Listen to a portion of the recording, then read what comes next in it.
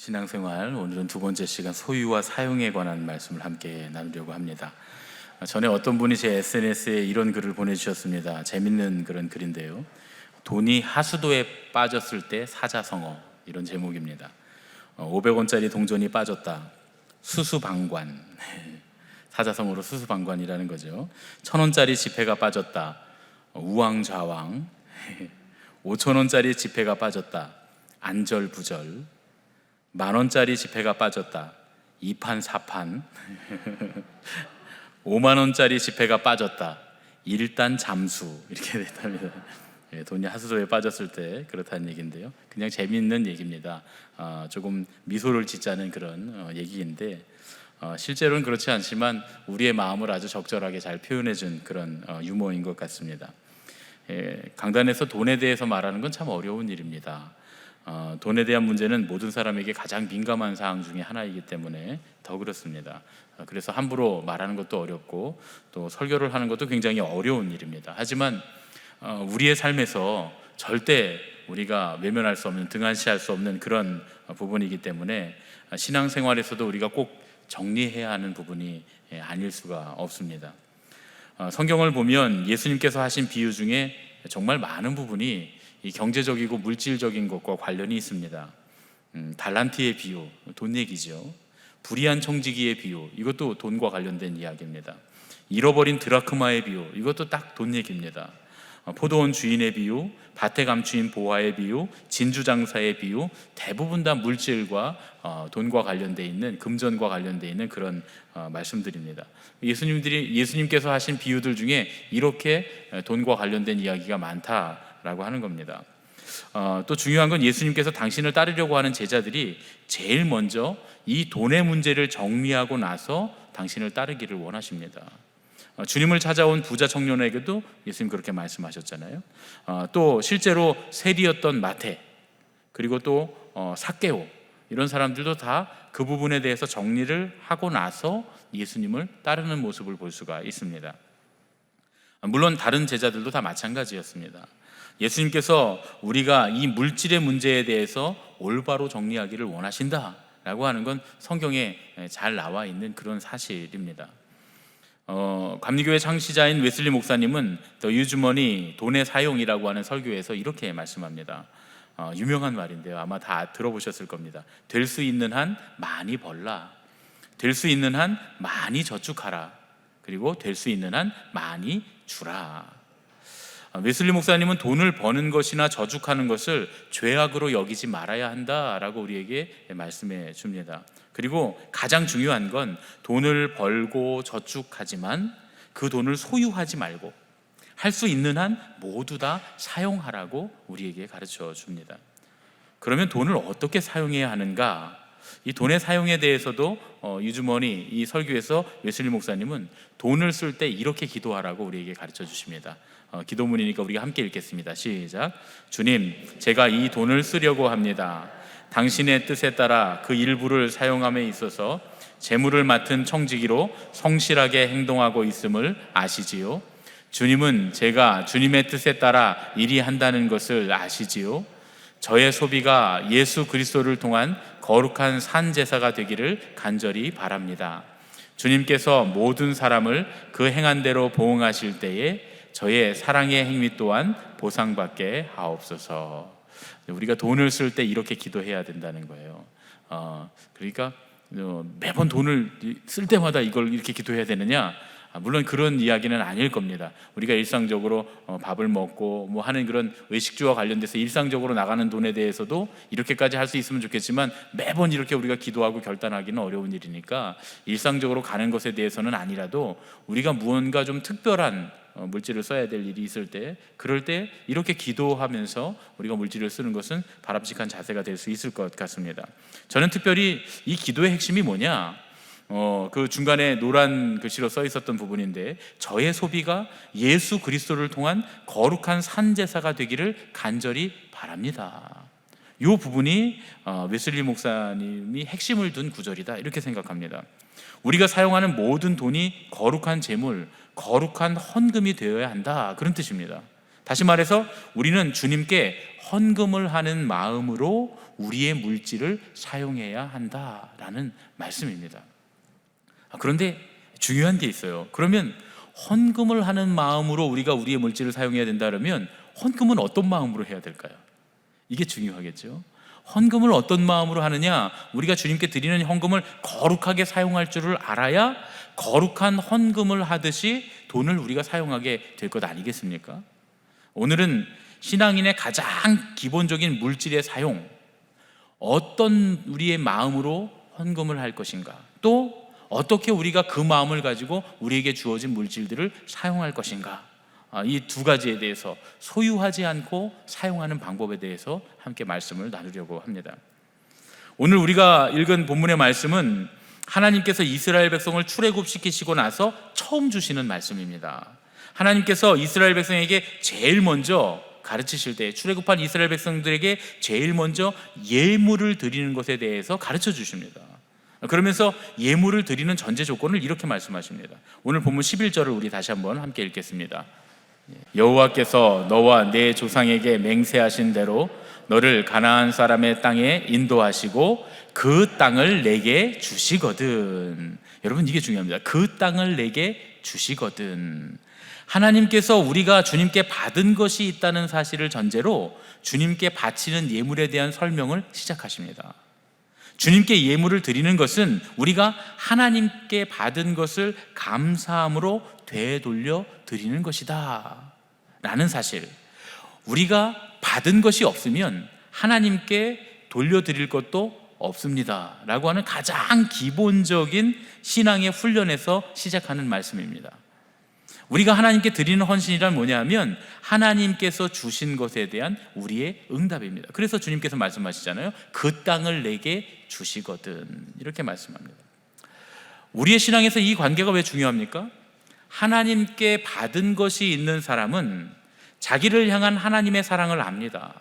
그리고 영혼의 만족함을 느낍니다. 받은 것이 있는 사람은 나를 향한 하나님의 은혜에 대한 감사가 있기 마련입니다. 영혼의 만족, 하나님의 은혜에 대한 감사가 우리 삶에 있으면 우리의 삶이 정말 풍요로워질 수 있습니다. 하나님을 알지 못하는 사람들은 우리의 삶에 하나님을 주님으로 고백하는 것이 나약함의 표현이라고 생각합니다. 사람들이 나약해서 그래서 사람들의 연약함을 파고들어서 저렇게 신을 믿게 한다, 이렇게 믿지 않는 사람들이 주로 생각하는 그런 방식입니다. 그러나 이건 나약함의 결과가 아닙니다. 가장 건강한 삶의 공식이라는 것을 우리가 믿음 가운데 알고 있습니다. 믿음의 사람들은 이게 가장 건강한 삶의 공식이라는 사실을 아는 사람들입니다. 가만히 보세요. 오늘 말씀 가운데도 들어있지만 자기 자신 스스로를 신으로 삼고 스스로의 강함을 믿었던, 실제로 강했죠. 강한 사람이었죠. 이집트의 왕 바로, 전 세계에 군림하는 왕이었던 이집트의 왕인 바로는 하나님을 주님으로 고백하고 있던 히브리 노예들을 통해서 완전히 패배합니다. 히브리 노예들에게 완전한 패배를 경험합니다. 그럼 여러분, 누가 나약합니까? 하나님을 주님으로 고백하고 믿었던 이스라엘 백성들이 세상 사람들이 평가하는 대로 나약함의 산물이다 라고 평가하는 대로 그들이 나약한 사람들입니까? 아니면 자기 자신의 강함, 실제로 강하고 실제로 세계적인 권력을 가지고 있었던 바로가 나약한 사람입니까? 누가 이겼습니까? 우리는 삶을 해석하는 방법이 세상 사람들과는 달라야 한다 하는 말씀입니다. 요즘 서울에 사는 부부들 중에 부부싸움 하는 부부가 젊은 부부들 중에 많이 있다고 그래요. 특히 부인들한테 남편들이 원망을 많이 듣는답니다. 이유가 뭐냐 하면 서울 집값이 많이 올라서요. 몇 년 전에 부인들이 얼른 우리 빚을 좀 내서 대출을 받아서 집을 사자, 그런 부인들이 많이 있었대요. 그런데 요즘 30, 40대 중에서 몇 년 전에 어떤 이야기들이 많이 돌았냐면 이제 서울의 집값이 떨어질 거다라는 소문이 많이 돌았습니다. 그래서 집값이 많이 떨어질 거다. 어떤 컴퓨터 인터넷의 커뮤니티들을 보면 집값에 대한 얘기가 논쟁이 활발했는데 집값이 올라간다고 말하는 사람은 거의 막 공격당하고 막 그렇게 안 될 거다라고 막 무시당하는 그런 분위기였어요. 몇 년 전에요. 그러니까 그때 집을 사려고 했던 사람들이 집을 지금 사면 바보다, 집값이 떨어지니까 기다렸다 사라. 그래서 전부 다 집을 안 사고 기다리고 있었는데 이제 부인들이 사자고 하니까 남편들이 집값이 떨어질 거야 이렇게 얘기했는데 몇 년 동안에 집값이 확 올랐습니다. 그러니까 이제는 전에 있었던 돈으로 대출을 받아도 집을 살 수 없는 형편이 되니까 부부 싸움이 많아졌다는 거예요. 거봐, 내가 집 사자 그랬지, 남편이 그렇게 될 줄 알았나, 뭐 이러면서 서로 싸운다는 얘기죠. 그러니까 집값이 대폭 올라서 이 부부들의 갈등이 심해졌다, 이런 얘기입니다. 예전엔 한번 제가 그런 얘기를 들었는데요. 사업을 한다고 이제 부모님께 물려받은 산을 헐값에 팔았는데 거기에 아파트 단지가 들어오면서 땅값이 천정부지로 갑자기 확 올랐다는 거예요. 그래서 너무 화가 나갖고 스스로 목숨을 끊었다 하는 그런 어떤 분의 얘기를 제가 들은 적이 있습니다. 여러분, 집은 집이고요, 땅은 땅인데 이게 돈으로 보이는 겁니다. 그리고 중요한 건 가장 중요한 것이 돈이다, 이렇게 해석을 한 거예요. 물론 속은 많이 상하겠죠. 그러나 그것 때문에 인생을 포기한다거나 가정이 깨진다면 이게 더 크게 잘못하는 것 아니겠습니까? 집과 땅에 대한 해석이 잘못된 거죠. 우리가 잘못 해석해서 어떤 대상에 사로잡히는 순간 그 대상이 우리에게 절대적인 우상이 됩니다. 이 우상이 우리의 삶에서 주인 노릇을 하기 시작하면 그야말로 주객이 전도되는 사건이 벌어지게 됩니다. 하나님께 드리는 올바른 헌금이라고 하는 건 이 물질에 대한 올바른 해석과 관련이 있습니다. 우리가 받은 것이 없다면 결코 하나님께 드릴 것도 없고 또 감사할 것도 없다라고 하는 그 전제이지요. 신앙인들이 물질을 사용하는 데서 있어서 기준이 있다면 바로 이겁니다. 하나님께서 내게 주신 것에 대해서 내가 어떻게 응답할 것인가.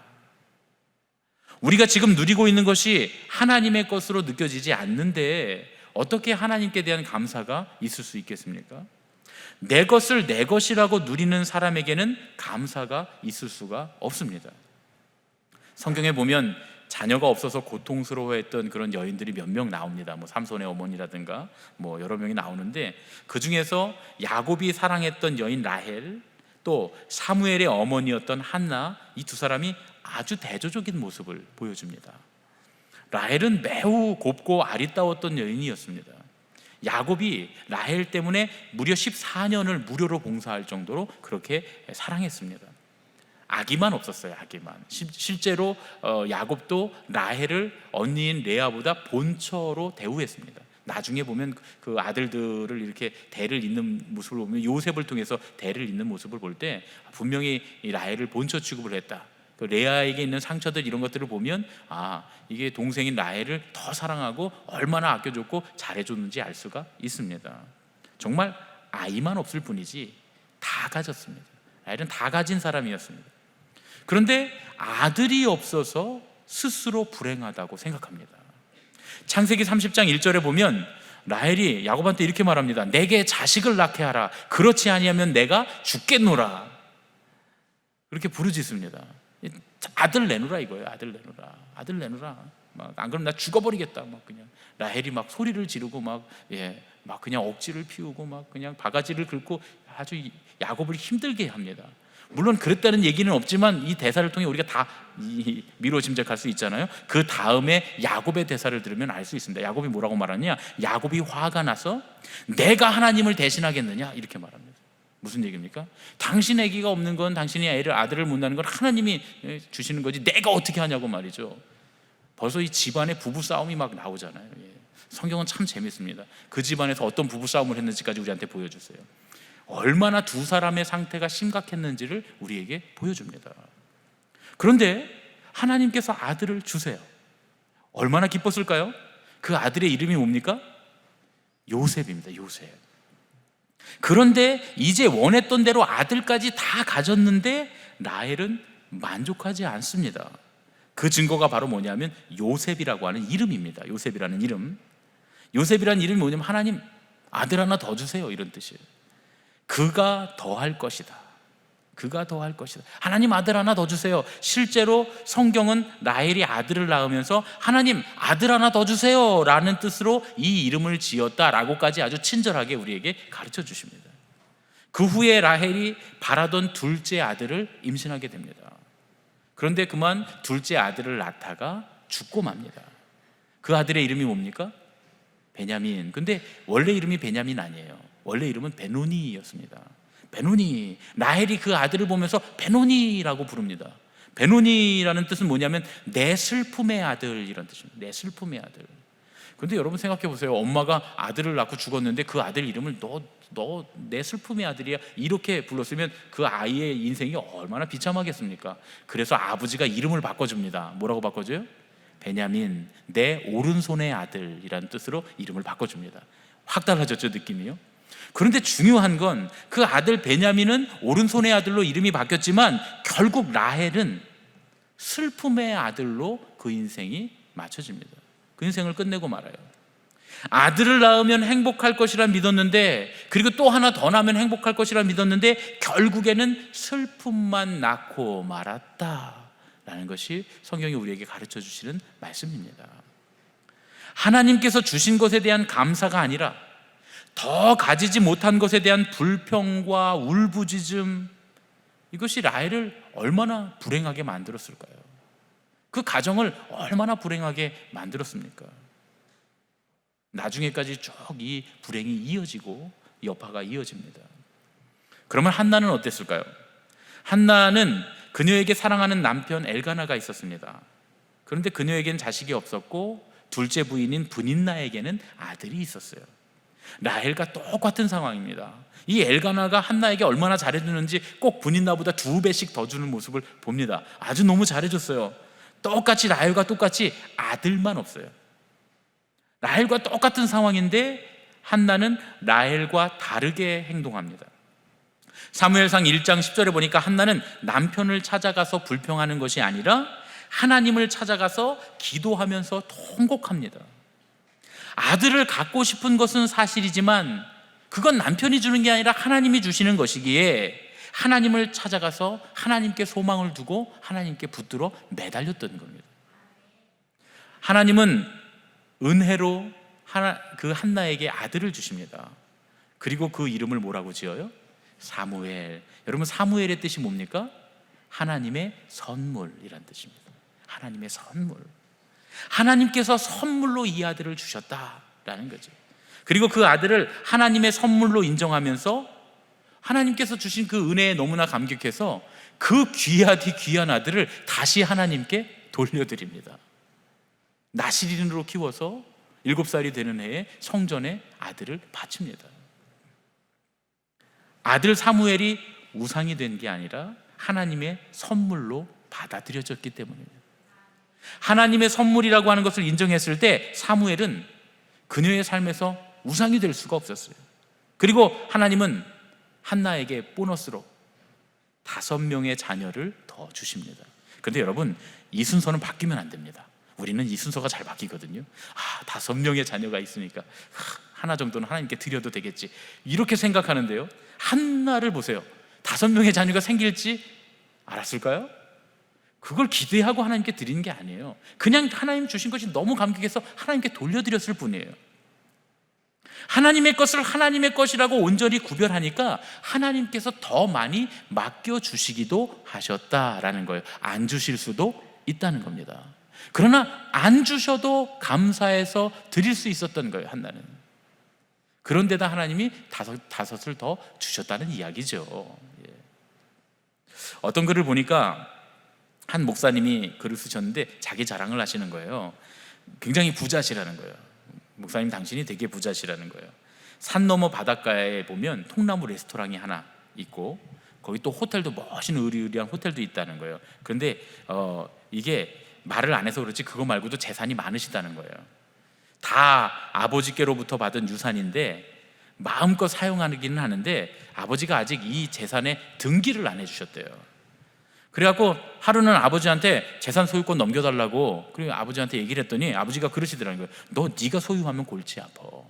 태풍이 불면 바닷가 통나무 그 카페에서 물 샌다고 연락 올 거고, 호텔에는 직원도 채용해야지, 직원 교육도 해야지. 그냥 너 하는 목회만 잘하고 그거 열심히 즐겨. 아버지가 이건 대신 관리할게, 그러셨다는 거예요. 지나면서 보니까 아버지 말씀이 옳다는 거예요. 그래서 요즘은 가끔 그 통나무 레스토랑에 방문하면 직원들이 막 인사를 칵 90도로 하면서 어서 오시라고 하면서, 이제 아버지가 주인인데 내가 주인 아닌데도 불구하고 소유권이 나한테 없어도 나 주인 취급을 해준다는 거예요. 또 목사님은 그냥 갈 때마다 이렇게 팁, 경력금 조금씩 주면 된다는 거예요. 또 호텔에 가면 로비에서부터 직원들이 나와서 왕 같은 대접을 하고 이 화장실에 막 비데가 있는데 그냥 막 공짜로 사용할 수 있다는 거예요. 그러니까 자기는 마음껏 즐기기만 하면 된다는 거예요. 그러면서 이 목사님이 그 밑에 이렇게 글을 써놨습니다. 부러우신가요? 부러우신가요? 사실 이 목사님의 아버지는 우주 만물을 지으신 하나님 아버지시라는 거예요. 이 대목을 읽을 때 조금 속은 것 같은 느낌이 듭니다. 그렇죠? 예. 소유권은 아버지가 다 갖고 계시고 단지 아들인 당신에게는 사용권만 허락하셨다는 거예요. 우리가 하나님께 감사하지 못하는 이유가 뭡니까? 많은 경우에 내가 소유하지 못했다고 하는 상대적인 박탈감 때문입니다. 하지만 실제로 우리는 이 세상에서 그 어떤 것도 소유할 수 없다라고 하는 사실을 잊지 말아야 됩니다. 왜냐하면 나중에 다 놓고 가야 되거든요. 우리 다 놓고 가야 되는 사람들입니다. 그러나 하나님께서는 당신의 것을 우리에게 소유하게는 못하셨지만 사용할 수 있도록 하셨습니다. 이 사실이 얼마나 놀랍습니까? 다만 우리가 이 사실에 감사하는 마음만 가질 수 있으면 우리는 소유하지 못했다라고 하는 상대적 박탈감에서 얼마든지 해방돼서 자유를 누리며 살 수가 있습니다. 내가 없는 걸 바라보면서 원망하지 말고 내게 누리게 하신 것을 바라보면서 감사할 때 우리는 우리의 모든 것이 주님의 것이고 우리는 진정한 신앙의 고백으로 주님 앞에 헌신할 수 있게 된다, 그런 말씀입니다. 오늘 우리는 아주 중요한 신앙의 원리를 하나 나누고 있습니다. 이스라엘 백성이 가나안 땅에 들어가게 된 것이 하나님의 인도하심이다 라고 하는 것을 인정하고 그들이 지금 누리고 있는 것이 하나님의 선물이라고 인정하게 되거든. 너희가 그 땅을 차지하게 되거든 이라는 말은 그런 말씀이에요. 하나님은 그 땅을 소유하게 하지 않으셨어요. 그렇죠? 심지어는 그 땅을 내가 소유해도 나중에는 희년이 되면 다 원래 자리로 돌아가게 만드셨어요. 지파별로는 안 놓으시고 이건 내 땅이야 하고 하나님께서 딱 정해놓으시고 그리고 나중에는 쓰다가 심지어 돈 주고 샀어도 50년이 되면 다 제자리로 돌아가도록 하나님 만드십니다. 이게 무슨 얘기입니까? 너희가 지금 이 땅에 들어와서 사는 것이 하나님의 인도하심이다라는 걸 인정하고 지금 누리고 있는 이 삶이 하나님의 선물이라고 인정하게 되거든. 그렇게 인정이 되거든. 그때 하나님께 제물을 드리라는 거예요. 하나님의 주권, 하나님의 인도하심을 인정하게 되면 우리에게 나타나는 신앙적 행위가 뭡니까? 구별입니다. 우리 지난 시간에 말씀드렸잖아요. 구별. 예배도 구별. 헌금도 당연히 예배의 한 요소니까 구별인 거예요. 오늘 본문에서는 뭐라고 말합니까? 오늘 본문 12절을 함께 다시 한번 읽겠습니다. 시작. 너는 태에서 처음 난 모든 것과 내게 있는 가축의 태에서 처음 난 것을 다 구별하여 여호와께 돌리라. 수컷은 여호와의 것이니라. 이스라엘 백성들이 경험한 그 유월절의 사건과 관련되어 있습니다. 유월절의 사건, 결정적으로 이스라엘 백성이 바로 왕의 손에서 구원을 받게 된 이 사건은 이스라엘 백성의 노력에 의한 게 아니었다는 거예요. 전적으로 하나님의 주권적인 구속의 역사를 통해서 이루어졌다라는 말씀입니다. 마지막 그 피의 유월절에 애굽에 있는 모든 첫 번째 아들들과 가축의 첫 번째 새끼들, 수컷들이 다 죽임을 당했습니다. 단지 오직 유월절 어린 양의 피를 문설주에 바른 하나님의 백성들을 제외하고는 다 죽었습니다. 그때 함께 죽을 수밖에 없었던 그들을 하나님께서 구원해 주신 거잖아요. 그것도 첫 번째 아들, 첫 수컷 새끼를 하나님께서 살려주신 그 은혜에 대해서 하나님을 향한 은혜를 잊지 말고 감사하라는 거예요. 하나님께서 우리에게 주신 모든 것에 대한 감사의 가장 적절한 표현법이 뭡니까? 구별입니다.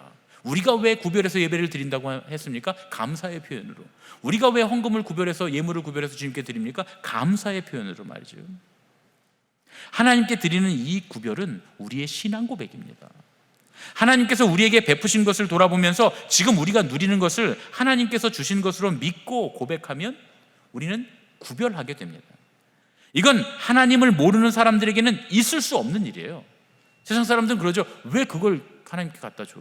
왜 그 첫 번째 받은 그 꼭 귀중한 거 그 많은 걸 왜 하나님께 갖다 바친다고 안 하고 목사 갖다 준다고 하잖아요. 왜 목사를 갖다 줘? 이렇게 생각한단 말입니다. 왜 그 1년 한 달 내내 수고하고 애쓰고 고생해서 번 그 돈의 10분의 1, 그것도 제일 먼저 그거를 빳빳한 새 돈으로 다 구별해서 왜 그걸 목사를 갖다 주냐고 생각해요.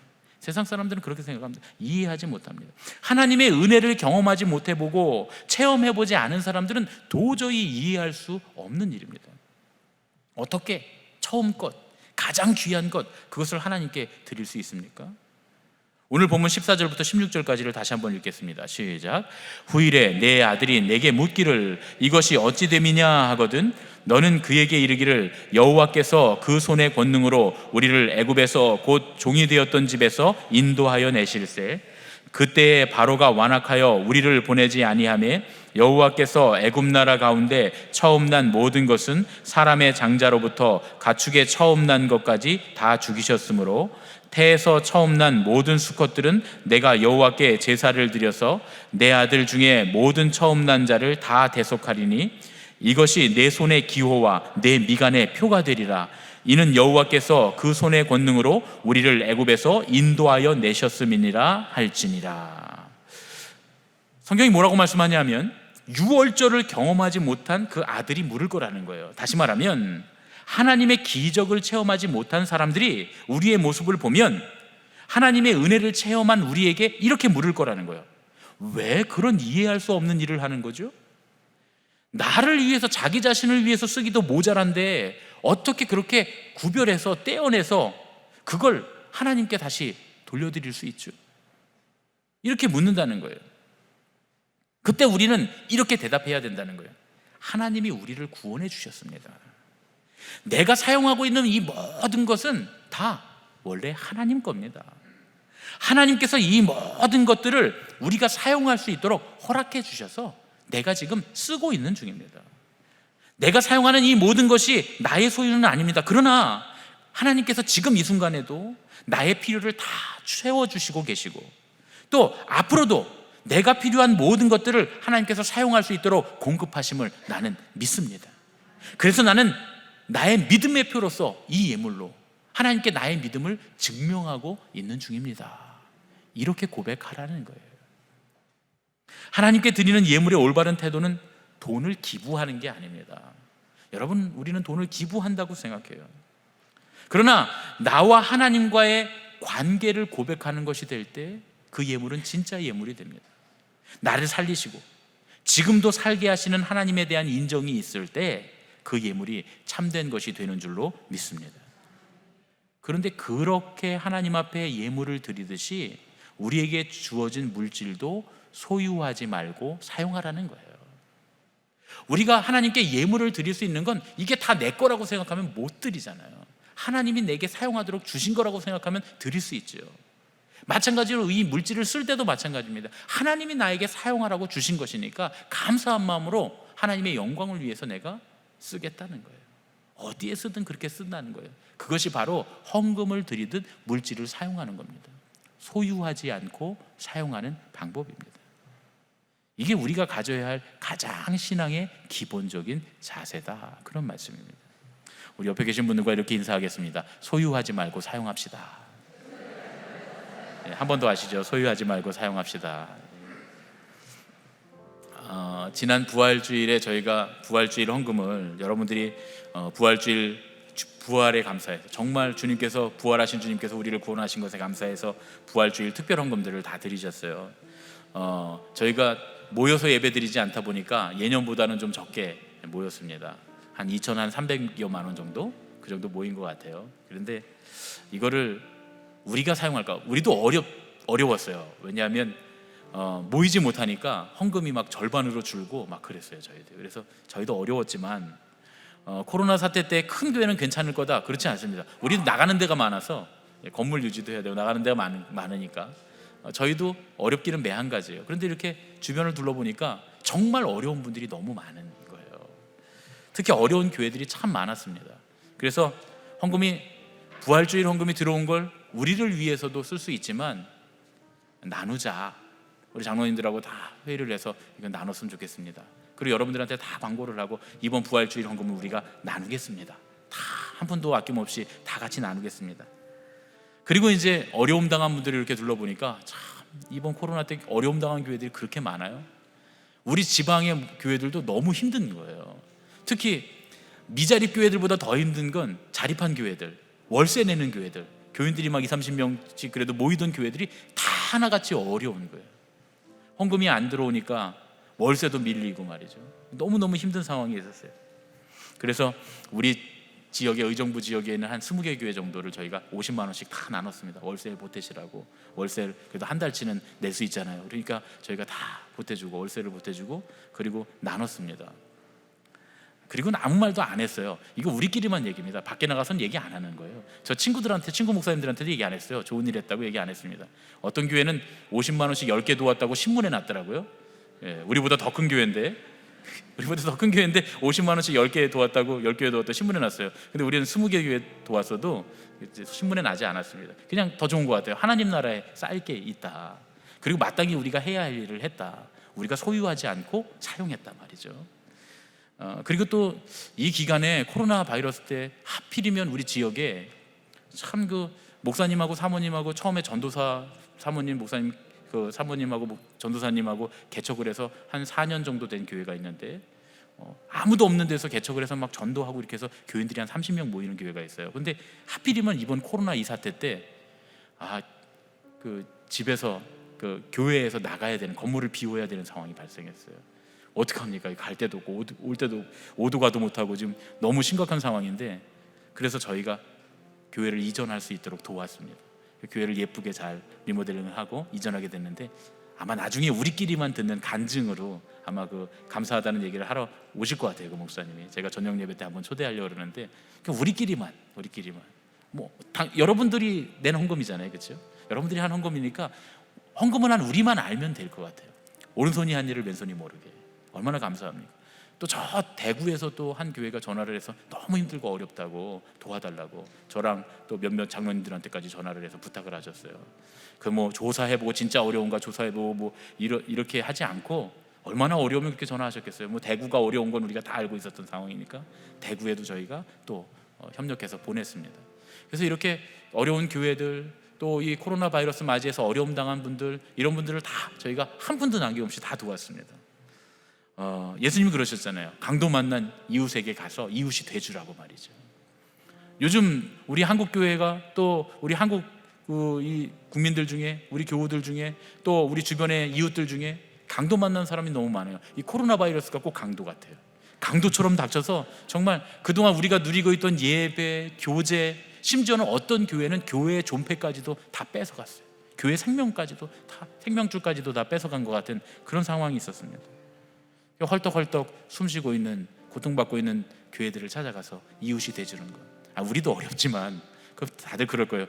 이거 의정부 제일교회는 그 할만해서 하는 거 아닙니까? 물론 할만해서 저희가 했습니다.